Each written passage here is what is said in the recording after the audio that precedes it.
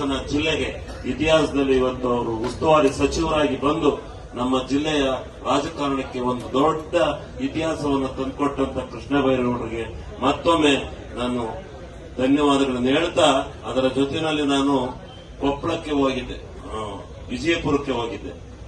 ದೊಡ್ಡ ಕಾರ್ಯಕ್ರಮ, ಅದೆಷ್ಟು ಲಕ್ಷ ಜನ ಇತ್ತು ಅಂತ ಗೊತ್ತಿಲ್ಲ.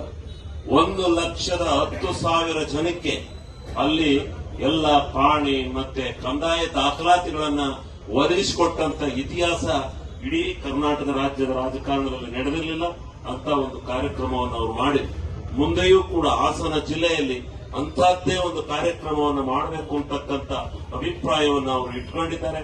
ಮುಂದೆ ಇನ್ನು ಮುಖ್ಯಮಂತ್ರಿಗಳನ್ನ ಸಂಪರ್ಕ ಮಾಡಿ ನಾವು ಟೈಮ್ ಅನ್ನ ಪಡೆದು ಒಂದು ದೊಡ್ಡ ಪ್ರಮಾಣದ ಒಂದು ಆಂದೋಲನವನ್ನ, ಕಂದಾಯ ಆಂದೋಲನವನ್ನ ಮಾಡತಕ್ಕಂಥ ಕಾರ್ಯಕ್ರಮವನ್ನು ನಾವೆಲ್ಲ ಮಾಡ್ತೀವಿ ಅಂತಕ್ಕಂಥ ಮಾತನ್ನು ಹೇಳಿ, ಇವತ್ತು ಇಷ್ಟು ಸಹಕರಿಸಿದಂತ ತಮ್ಮೆಲ್ಲರಿಗೆ, ಎಲ್ಲ ನಮ್ಮ ಮಾಧ್ಯಮದ ಸ್ನೇಹಿತರಿಗೆ ಇದೊಂದು ಇತಿಹಾಸ ಅಂತ ಹೇಳಿ ಇವತ್ತು ಹೇಳ್ಬೇಕು.